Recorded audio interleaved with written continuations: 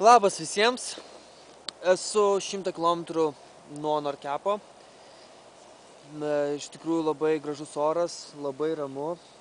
Esu prie tokio, čia net ne ežeras, čia yra jūra, įlanka. Nežinau, kaip jie skaito šitą visą vietą, bet iš tikrųjų oras yra nuostabus.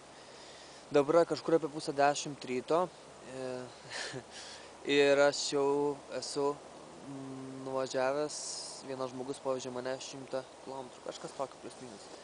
Žodžiu, iš tikrųjų labai geri reikalai ir dar kas yra geriau, kad mane, kas priims Norkepe, tai man nebereikės skleisti tento, tai yra palapinės, naudot, aš dar net nenaudojau tentą, ar gali įsivaizduoti. Žodžiu, man visai normaliai sekasi.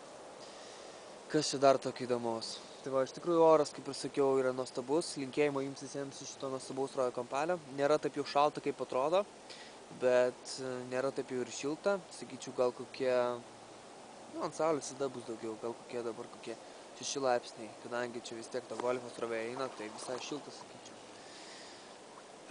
Tai tiek, žodžiu, iki.